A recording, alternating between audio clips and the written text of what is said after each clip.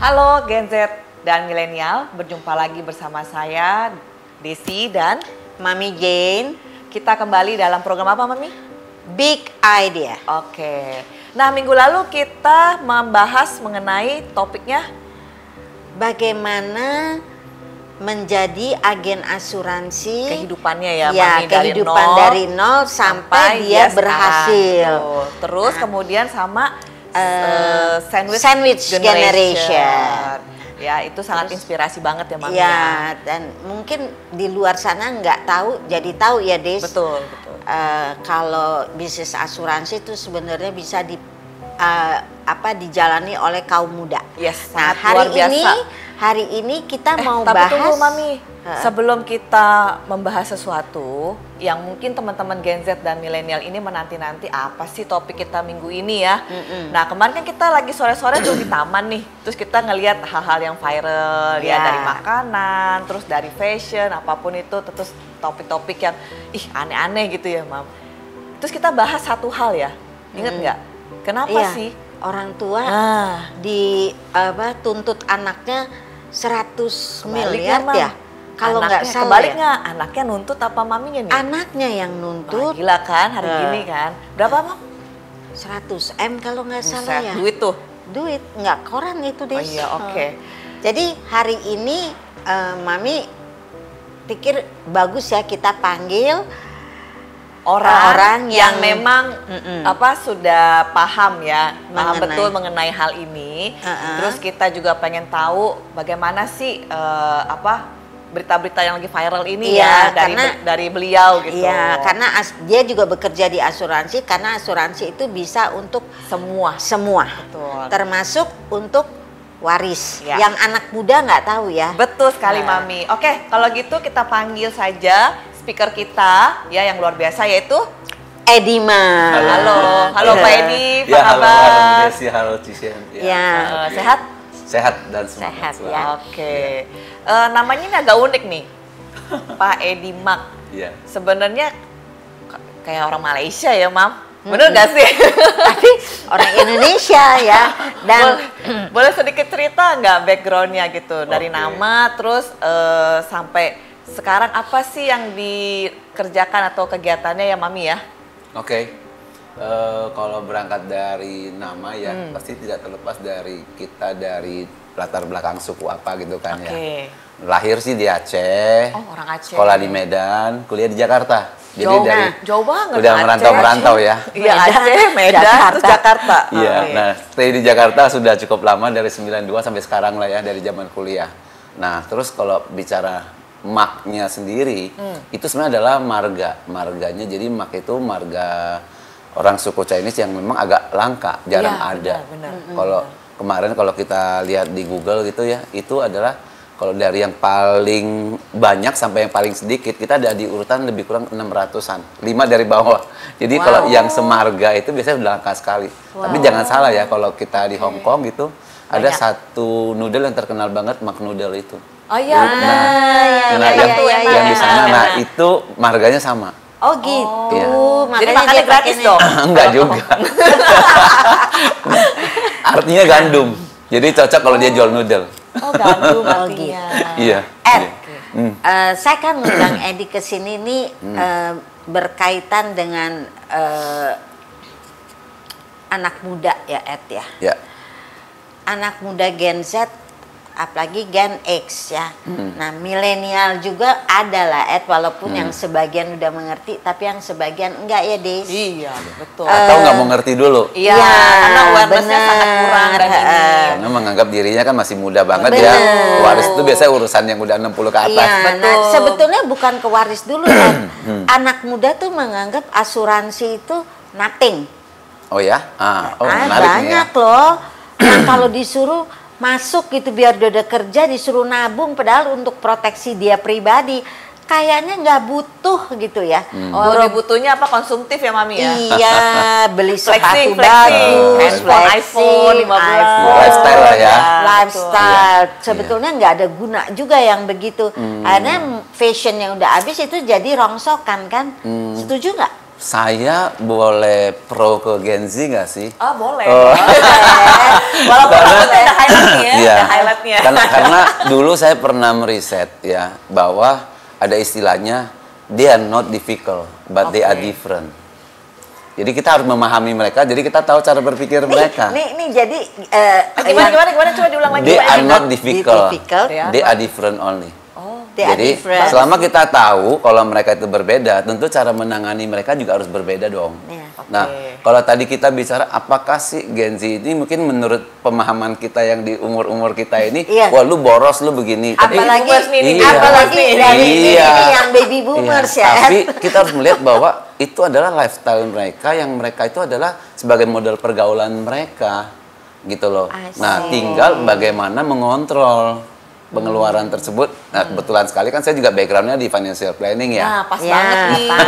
Jadi kita tinggal mengajak Gen Z untuk ngerti financial planning dulu nih, bahwa pemasukan dan pengeluaran itu harus ada yang bisa disisihkan setiap bulan. Sisanya dihabiskan nggak apa-apa. Sisihkan dulu. Jadi prinsip financial planningnya, pencatatannya, pembukuannya, mereka belajar dari situ dan ini nyambung banget dengan bicara insurance. Oke, berarti nabung dulu, baru Ya, dia sisanya baru dia habisin. dia ada budgetnya. Ya. Gitu loh. Nah, kalau bicara dari sisi insurance tadi kan Mami juga Iya, ngomong iya. insurance kenapa sih mereka nggak aware? Karena kalau insurance kita setuju insurance itu kan cost ya. Ya. Ya. Kalau bicara investment mereka berpikir nanti next gue bisa pakai lagi di masa mendatang. Betul. Tabungan Cuan, apa lagi? dapat cuan, Iya, cuan. udah itu mikirin cuannya Betul. kan. Sekarang cuannya kan macam-macam nih Karena anak Gen Z investmentnya. kan cuan. Apalagi zamannya ya. sekarang udah ngerti Bitcoin segala macam Benar. yang risknya luar biasa ya. Tapi anyway, yang saya bilang insurance ini kan part of risk management ya. Ya. Yes. Jadi kalau kita bisa berikan mereka pemahaman bahwa uang lu yang segini banyak yang lu kumpulin itu will be nothing kalau lu nggak lakukan risk management. Jadi ini sebagai perisainya, sebagai pelindungnya. You mau tetap punya uang banyak kan? Nah, you harus melindungi. Part of wealth protectionnya dia. Yes. Nah, kalau masuk dari situ, saya yakin Gen Z bisa nangkep dan dia mau lakukan itu. Tidak ada orang dong yang mau kerja keras terus akhirnya kembali ke nol. Oh, maksudnya budak korporat. Budak korporat, Mami. Yang kalau zaman-zaman sekarang lagi ngomong nih, budak korporat. Gitu. Desi lari langsung ke situ ya. Iya. Tapi anyway, menurut saya tinggal bagaimana mereka memahami bahwa insurance itu adalah sebuah instrumen untuk melindungi kebutuhan mereka juga. Betul. Bukan Itu- untuk itu- pemborosan semata-mata. Yes. Itu penting banget ya, Ed. Ya. Penting sekali. Karena kadang-kadang ya ngelihat anak-anak Gen Z ini ya, gini deh. Someday Mami ngomong sama anak Mami mengenai Gen Z. Yang mana nih? Anaknya banyak. Yang laki, anak Laki. kandung aku. Kita juga dan ada kalian. Anaknya coba banyak teman gede Mami kan, anaknya banyak. Terus my son bilang gini, Mami, nggak semua loh Gen Z itu jelek. Gen Z itu banyak yang bagus. Yes. Ayo lu Ya. diprotes tuh. Dan milenial, apalagi milenial kan udah lewat nih ya. Iya. Jadi Mami jangan mensamaratakan, pikir-pikir iya juga ya, gue baby boomers nih kadang-kadang suka berpikir menyamaratakan semua orang sama ya. Iya. But actually not ya, banyak juga Iya, ya Ed they Gen Z only yang different. berhasil ya. Iya. Banyak. Saya Gen X++, saya selalu mengatakan begitu. Artinya saya Gen X yang bisa main sama Gen Y, Gen Z. Iya. Iya. Kita nih 3 generasi loh, Mami. Oh iya. Iya kan? Baby boomers, generasi Gen apa? X. X plus katanya. X plus, Iya, X+. Saya milenial. belum tahu nih. Apa milenial Iya, juga nggak Gen- masuk Gen kayaknya. Y, Gen Y. Gen Y. Gen Y. Begitu ya. Ya udah deh, panjang umur. Aduh. Tapi baby mood bagus loh, kan masih ada babynya. Paling muda ya. Ini lihat Iya lah sekarang ya. kan. Iya ya, baby ada babynya Ada ya, baby babynya. boomers. Nah terus Oke. kan kemarin kan kita nih kayak tadi si Desi bilang kan, ini kita lagi ngobrol-ngobrol ngelihat waktu kemarin lihat TikTok ya Desi ya. Iya. Terus ada yang anak itu bisa enam-enamnya ya Des, kalau nggak salah ada dua Aku cerita lupa, ya. Aku lupa. Pokoknya waktu kita ngeliat itu sekilas terus kita Pokoknya kaget. ini Loh, anak, kok bisa anak-anak gitu. ini menuntut ibunya yang apa yang Terkait warisan. iya benar. dianggap ibunya tuh kok nggak kasih mereka warisan gitu. Tapi kalau mungkin di insurance sekali bedanya lain ya dan ceritanya mungkin lain ya. dengan ini ya, dengan yang mereka tuntut. Kan mereka tuntut kemarin rumah kayaknya ya, Aku lupa. Aset, ya. aset. Iya, aset. aset. Tapi sebelumnya Mami ya, sebenarnya saya juga udah nyiapin sih Pak Edi warisan buat anak. Terus saya bilang kan, karena gini, kita hidup nggak ada yang tahu sebenarnya ngapain di Mami ya. Sekarang kita hari ini bertiga kumpul ngobrol-ngobrol santai sambil minum kopi, terus besokannya mungkin kita juga nggak tahu, atau keluar abis ngobrol-ngobrol ini terus juga kita nggak tahu. Nah makanya kenapa kita harus siapin warisan. Kayak saya nih udah siapin warisan buat 3 anak. Terus teman saya bilang, gila lu beli warisan buat anak lu ngapain dari sekarang? Emang uangnya bakal pada saat anak itu gede, uang itu akan bernilai, cukup gitu. Terus saya cuma jawab gini, hidup nggak ada yang tahu, ya hidup nggak ada yang tahu. Yang pasti semua akan dapat gilirannya. Betul. Tapi lebih baik kita dari awal nih udah mempersiapkan. Mau uang itu bernilai atau enggak, yang pasti gue udah kasih modal nih ke anak gue. Terserah abis itu dia mau ngapain, dia mau nambahin sendiri terserah. Yang penting gue udah kasih dia modal. Nah itu yang ngomong tau nggak? Kayaknya teman saya tuh seumuran 50-an tahun. Okay. Nah beda sama teman-teman Gen Z dan milenial yang sekarang ini. Itu pasti lebih itu aja umur 50 tahun aja punya pemikiran seperti betul. itu. Gimana dengan teman-teman Gen Z yang milenial gitu loh. Nah, itu gimana tuh Pak Edi tuh? Oke. Nah, ini biar kita nyambungin ya. Nah, saya akan mulai dulu dari yang tadi Cishen bilang mengenai kok bisa ya, maksudnya anak sekejam itu ya. Anak sama orang tuanya itu konflik karena urusan warisan. Sebenarnya kalau kita, kebetulan memang saya spesialisasinya memang ngambilnya di perencanaan waris. Ya, jadi saya harus belajar aturan yang berlaku di Indonesia khususnya terkait dengan undang-undang warisnya. Kan kita tahu di Indonesia undang-undang waris juga ada beberapa ya. Ada perdata, ada agama dan ada adat pula. Dan adat itu sangat banyak sekali karena di Indonesia sukunya banyak sekali. Nah, jadi berangkat dari situ sebenarnya sudah ada yang mengaturnya. Sedemikian rupa aturannya gimana sih kalau ada yang meninggal harta asetnya itu didistribusikan ke generasi berikut bagaimana. Nah cuma dalam hal ini sekali lagi di Indonesia itu kan nggak semua orang peduli ya dengan aturan seperti ini. Karena tadi kayak Bu Desi juga bilang nggak tahu kapan meninggalnya. Nanti kalau udah deket-deket deh. Padahal yang namanya deket itu bisa besok, bisa 10 tahun lagi, bisa 20 tahun lagi. Nah jadi kalau pemahaman terkait dengan masalah waris ini, kalau orang suka nanya ke saya begini loh. Kapan ya waktu yang tepat untuk belajar waris? Saya bilang, kira-kira beberapa hari sebelum meninggal deh. Oh, kenapa jawabnya begitu? Karena saya cuma nanya ke dia, lu tahu nggak kapan lu meninggal? Nggak Betul. tahu. Iya. Kalau lu nggak tahu, artinya secepat mungkin lu harus tahu. Iya, karena bisa sih. jadi besok lu akan kejadian. Another 5 minutes juga kita nggak tahu nasib kita gimana. Nah, ya itu tadi kan saya bilang, begitu kita keluar dari jadi ini. kita harus menciptakan urgensinya mereka untuk ngerti ini dulu. Kenapa? Karena mereka nggak tahu kapan akan memakai pengetahuan ini. Nah, balik ke yang tadi, kalau ditanya umur 50-an belum mau tahu, apalagi yang masih muda ya. Nah, menurut saya sih, kita kan sekarang statusnya kita masih berpikir kalau buat generasi muda ya, Gen Z ini kita masih ngelihat bahwa mereka masih merasa, gue nggak punya aset kok hari ini. Ngapain gue belajar waris? Gue mau ngewarisin apa? Bener. Tapi saya bilang, selalu saya sampaikan kepada generasi muda adalah, hari ini mungkin lu nggak punya harta, tapi lu sadari nggak bahwa lu lagi siap-siap menerima harta. Pada saat lu terima harta, lu tahu nggak kalau ternyata lu terima dengan adil, ya, dengan benar, transparan, atau lu diperlakukan curang oleh yang memberikan waris ini. Nah, yang notabene bisa orang tua kita. Kita punya saudara, kita punya orang tua yang lainnya, ya. Jadi cara baginya bagaimana, tahu nggak sih? Kalau ibarat saya, karena saya hobinya juga main sepak bola, saya bilang sepak bola itu udah ada aturan jelas, nggak boleh pakai tangan kecuali goalkeeper. Bola lewat garis itu diberhentikan, itu semua kan ada aturannya, sehingga kita nggak bisa dicurangi dalam permainan. Sama analoginya dengan waris. Tahu nggak rule of the game-nya bagaimana? Kalau kamu tahu, kamu juga menyadari bahwa hal ini tidak akan dicurangin. Nah, sharing sedikit pengalaman saya adalah, saya sering memberikan beberapa seminar-seminar ya untuk corporate, ya untuk publik dan sebagainya.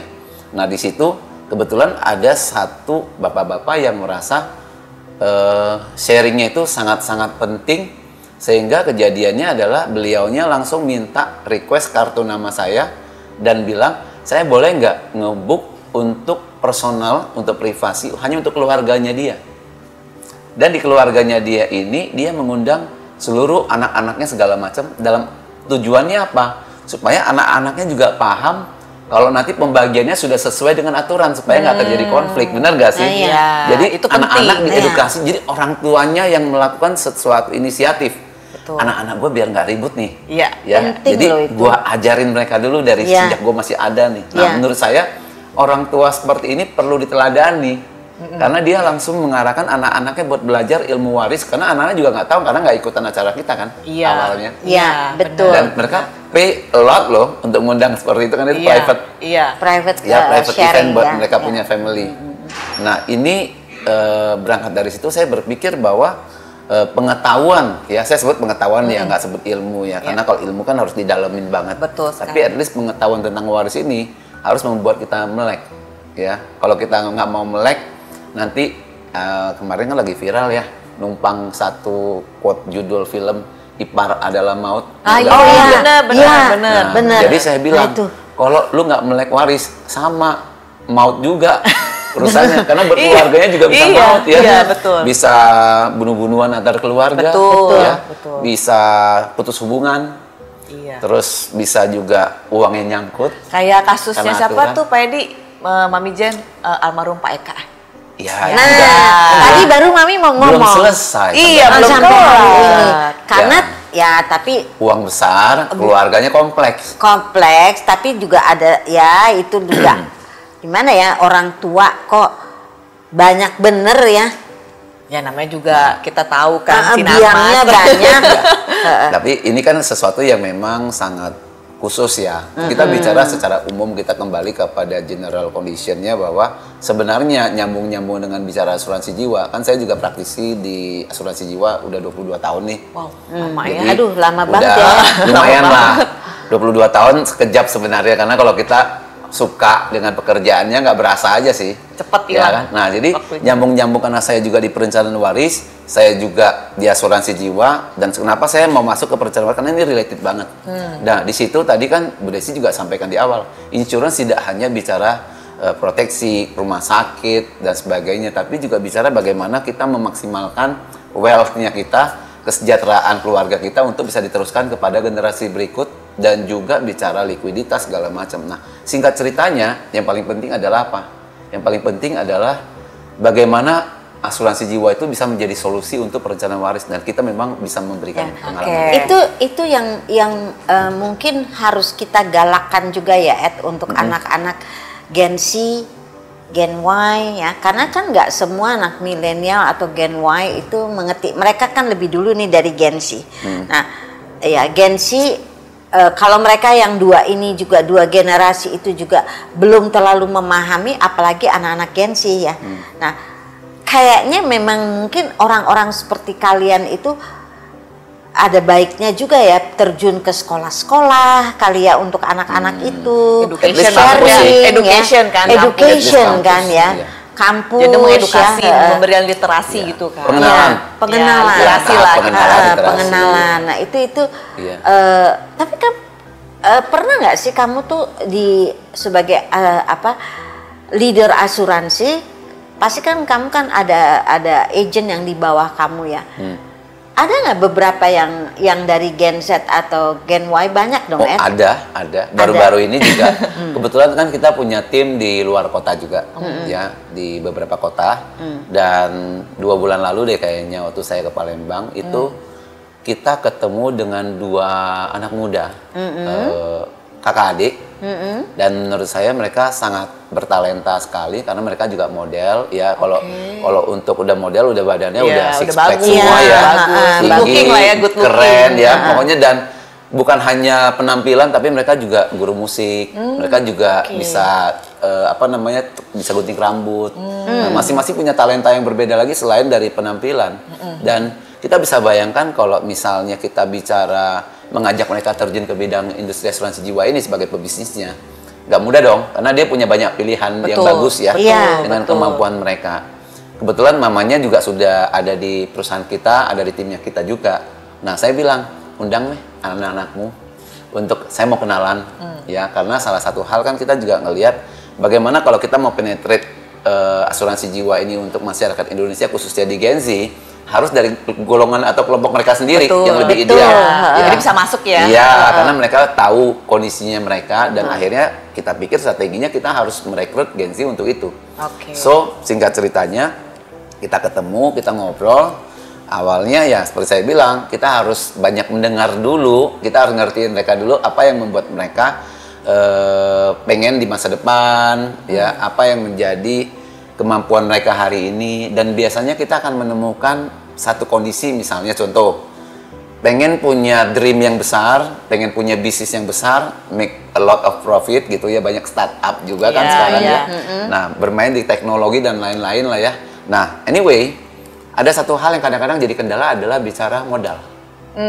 Betul. Oke. Betul. Karena kalau nggak ada modal nggak bisa jalan dong. Iya, karena modal itu menjadi salah satu bahan bakar untuk punya bisnis. Nah, singkat ceritanya saya sampaikan bahwa kalau kamu pengen punya dream seperti ini, pertanyaan saya simple. Dengan apa yang kamu lakukan aktivitas sekarang ini, kira-kira 3 or 5 years later itu kira-kira nyampe nggak sih dream kamu? Mereka nggak yakin juga kan. Saya bilang, saya sih mungkin karena pengalaman juga, kita udah lakukan ini selama puluhan tahun. Mungkin kalau kita mentoring orang, mereka nggak perlu waktu selama kita, karena kita udah menemukan resepnya kan. Ibarat masak kan udah buku resepnya di kita nih. Iya, betul. Kalau mereka mau kita mentoring, mungkin 3-5 tahun, apa yang menjadi income kita hari ini bisa jadi income-nya mereka. Ya kan? Jadi tidak dengan bertujuan untuk flexing dan lain-lain, tapi kita tunjukin aja, kira-kira hasilnya segini loh, lu berminat gak? Dan ini kita arahkan menjadi sebuah konsep bisnis dan profesi, bukan selling, karena kan orang sekarang, apalagi zaman sekarang Gen Z, kalau bicara selling, enggak, gue nggak suka selling katanya. Kalau mau selling pun di online, bukan di ini. Nah, kita juga jelaskan nanti bisnis kita di zaman sekarang tidak bekerja secara konservatif lagi atau konvensional. Kita akan memanfaatkan segala teknologi, digitalisasi, kita manfaatkan personal branding, kita manfaatkan public speaking dan semua hal yang menjadi talenta mereka untuk menjadi sebuah skill yang dipadukan dengan pokoknya mentoring kita. Apa aja dimanfaatin ya Pak Edi. Yes, dengan modelnya mereka hari ini. Apalagi nanti juga AI yang akan berjalan ya. Betul. Jadi AI itu juga membantu benar untuk mereka. Dan itu. Nah, ngomong-ngomong nih ya Gen Z dan milenial. Tadi kan Pak Edi udah bilang ya startup. Coba Pak Edi kasih pesan dan kesan untuk teman-teman Gen Z dan milenial. Kalau mereka ini sekarang kan semua owner bisnis nih, apa-apa udah maunya sendiri, gitu. Udah nggak mau kerja sama orang. Kalau dulu kita begitu lulus kuliah udah tahu perusahaan mana yang mau kita masukin nih berlomba-lomba ya, entah itu BCA, Astra. Sekarang nggak ada tuh yang kedengeran kayak gitu semua. Dulu gue mau bikin ini, gue mau bikin itu. Nah, apa tuh pesan dan kesan buat Gen Z dan milenial sebagai mereka tuh sebagai owner bisnis dari startup mereka ini? Oke, dan ini pas banget nih karena kemarin kita juga bahas tentang UMKM, kita bahas tentang startup, kita bahas tentang business owner. Saya mungkin akan bicara dari skup bagaimana insurance itu bisa menjadi related dengan kondisi ini ya. Karena kan topik kita bicara di bidang insurance ya.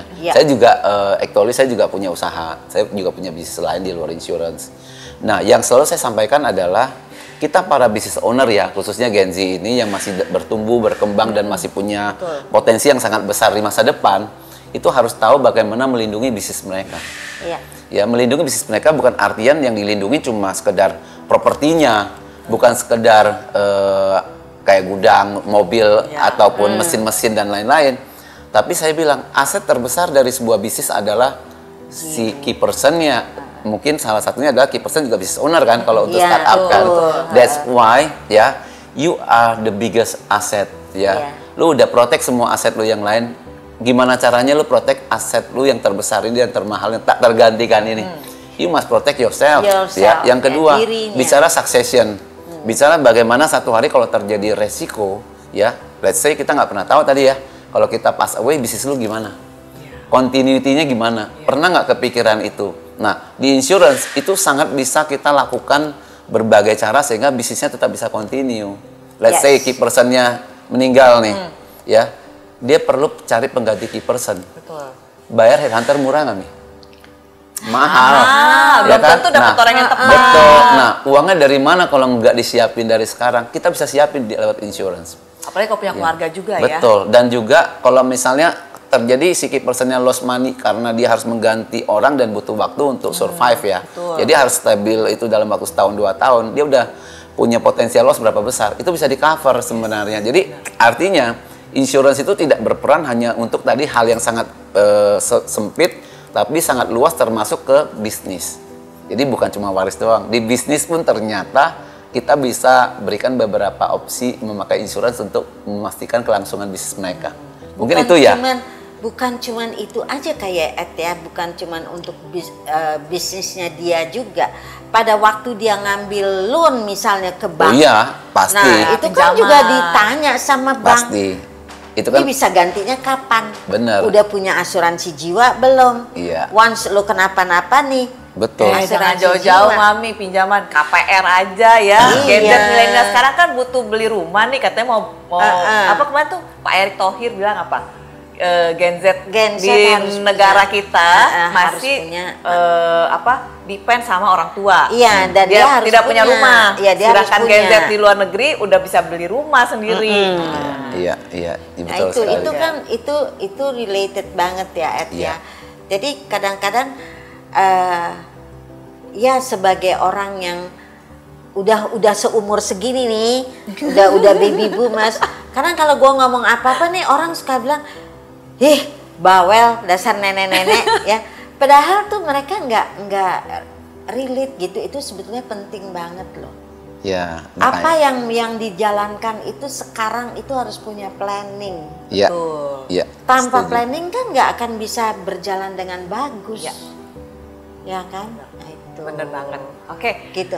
Nah, Gen Z milenial kalau teman-teman mau main bola futsal sama Pak Edi Mak, lebih mengenal lagi Pak Edi Mak ya Mami ya. Silakan datang ke mana Pak Edi? Lapangan apa? Kontek-kontekan aja ya. Karena kita kadang-kadang mainnya juga pindah-pindah juga sih. Tunggu dulu, Ed. Aku tuh dari ini loh, ingat kamu punya bisnis yang lain. Tahu nggak Des bisnisnya apa? Apa nih? Tadi belum ngobrol dia nih. Des kalau kita pergi kemana-mana, tahu nggak dia bawa apa?